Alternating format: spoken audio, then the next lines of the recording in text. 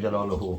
این نعمت هایی که به ما و شما حضرت خداوند جل جلاله ارزانی داشته است که از همه نعمت والا و بالاترین این نعمت دین و ایمان اسلام و شریعت حضرت محمد علیه السلام می باشد، برای ما و شما در این بایستا که شکرگزار باشیم. خداوند تو را شکر و شکر از ما و از اهل مجلس و از اهل منزل و مکان شکرگزاری را قبول کن خدایا، و ما بندگان را به دعای انبیا و مرسلین خصوصا دعای حضرت رحمت للعالمین اللهم اجعلنا من الشاکرین. این بار خدایا ما را از جمله شکرگزارندگان خودت بجای در قرار شکرگزارندگانت قرار فرما، از جمله شکرگزارندگانت کن خدایا پروردگارا. این بار خدایا بگردان ما را از جمله کسانی که در نعمت حضرت خداوند در مقابله نعمت حضرت خداوند جل جلاله شکرگزاری میکنند. انا شکری نعمت ایمان اسلام، شکری نعمت حضرت محمد علیه السلام یا در نعمت لباس و پوشیدن و خوردن و آشامیدن و خانه و در و منزل و مقام و سواره و پیاده و عرابه و اینوی داشتن. اگر مقایسه کنیم شاید یهودیت یا نصرانیت یا غیر دینان را خداوند چنان داده است که هزارها برابر، شاید جاینده هزارها برابر از اهل اسلام از ما و شما زیادتر باشند. لکن یگان نعمت به نعمت ایمان، به نعمت اسلام، به نعمت دین، به نعمت شریعت، به نعمت شناخت حضرت خداوند جل جلاله و هدایتش که بالای ما و شما قرار گرفته است و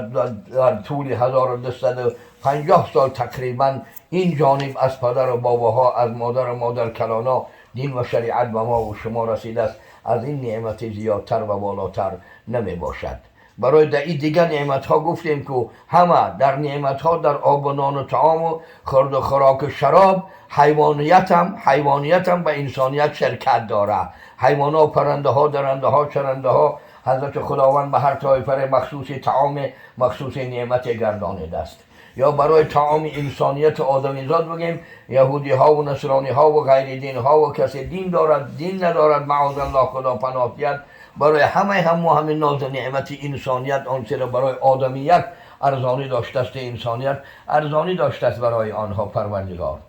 کریمی که از خزانه غیب گبر و ترسا وظیفه خور داری، دوستان را کجا کنی فراموش تو که با دشمنان نظر داری. حضرت شیخ سعدی رحمت الله علیه میفرمایند خداوند یک کریم و یک بزرگی هست که گبر و ترسا، آتش پرست یهودی و نصرانی و مشرک کافر و بیدین همه را وظیفه خور، همه را خداوند وظیفه رزق داده است، وظیفه روزی و رزق داده است برای هر کدام از آب و نان و طعام و لباس و منزل و مکان و قد و بالا و زن و فرزند این و وی از 6 جانب انسان احتیاج، همه احتیاجات شده خداوند یک وظیفه ایش داده است. یک وظیفه خورد و خوراک، طعام، منزل، مکان، یک چیزی که داده است برای هر کس.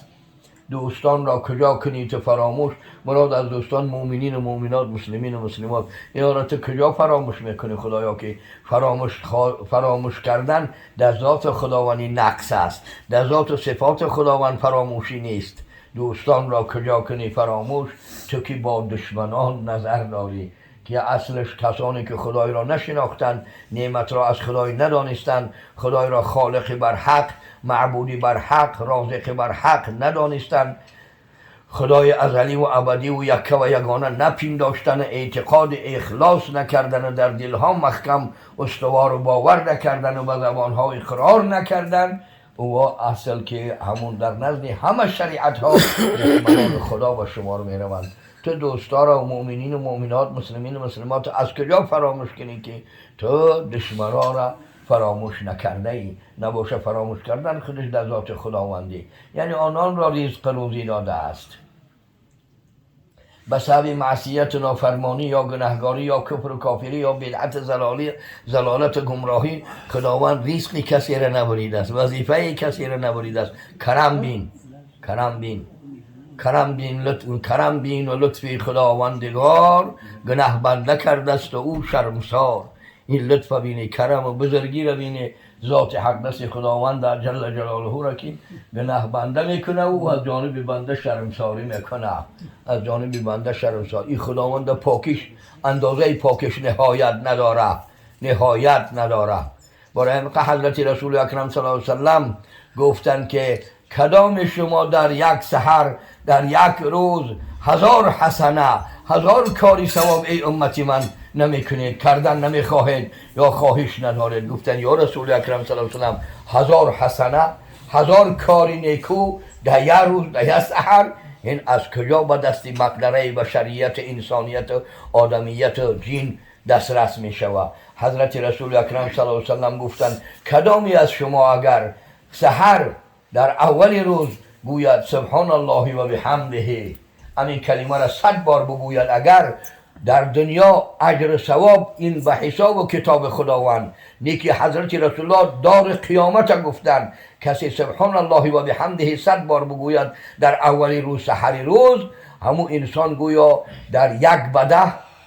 استعیذ بالله من جاء بالحسنة فله 10 امثالها، کسی یک نیکویی کرد یک کار خوب کرد خدا 10 برابر نیکوییش در یک نهی دیگه کوش کرده 10 ثواب، در یک کار ثواب 10 ثوابش میشه، در یک کار خوب 10 کار خوب در نام اعمالش بنویسه. شما اگر 100 بار سبحان الله و بحمده گوید، سبحان الله پاک از خدا و حمد خدا راست، پاک از خدا متلبس به حمدش، یعنی هم پاک است هم او راست، غیر خدا را حمدی نیست، چون فانی شده نیست، چون نیست شده نیست، چون پوسیده نیست، چون ویران شده نیست، چون دیگرها را ویران کرده نیست.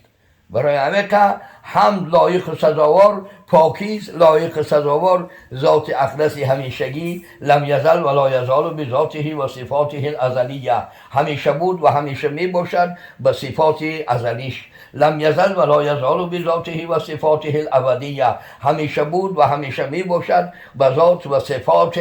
دایمیش حضرت خداوند جل جلاله. انا پیغمبر خدا گفت شما 100 بار سبحان الله و بحمده گفتید، خداوند از فضل کرمش 1000 بار در نامه اعمال شما عنایت میکنه. شما گویا 1000 حسنه 1000 کار ثواب در دار دنیا انجام دادید و پیغمبر ارزش این کلام و این سخن را در این دنیا قرار نداد. گفت فردا روز قیامت اگر در ترازوی اعمال و در روز قیامت همین سبحان الله و بحمده 100 بار گفتگیش بیارن، یگان احدی از مخلوقات موجودات نه انس نه جین نه ملائکه در ثواب به همه انسانی که در صبح صادق در ابتدای روز 100 بار سبحان الله و بحمده گفته است در ثواب برابر نمی شود. یگان مخلوق به یگان عمل به یگان طاعت به یگان عبادت،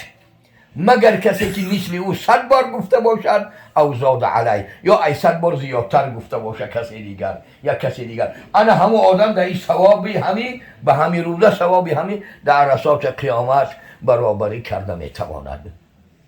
برای همین حضرت خداوند جل جلاله این ارزانی و آسانی را ببین، آسانی را ببین، این آسانی به این اندازه ثواب و اجر که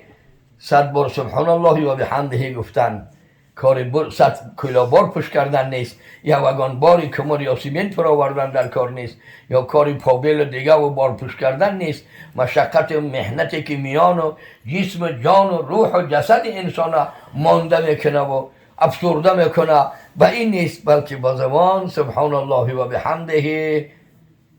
100 بار در سحر در ابتدای روز سبحان الله و بحمده. پاک از حضرت خداوند و حمد مرو راست.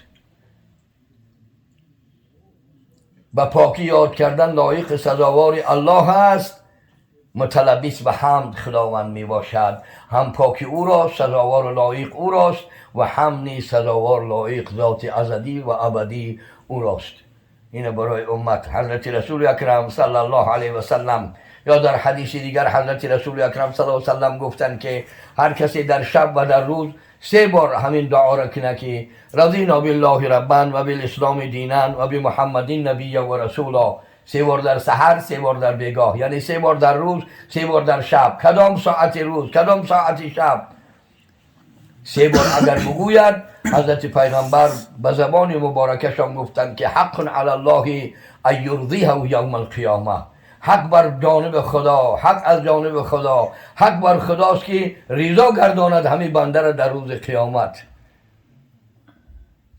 رضینا بالله ربا و بالاسلام دینا و بمحمد نبی و رسولا، رضا شده ما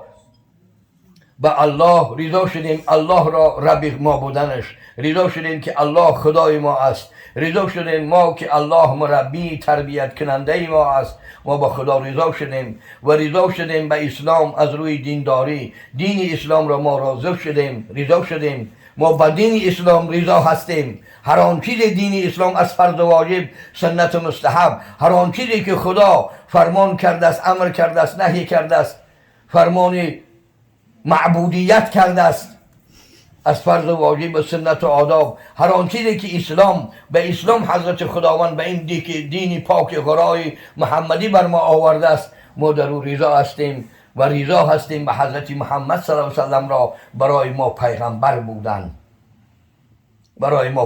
بودن. حضرت خداوند این احادیث پیغمبر، این دعاها طبق آیه قرآنی استعیذ بالله و رضیت لکم الاسلام دینا، و رضا شدم از برای شما ای بندگانم اسلام را از روی دین داشتن و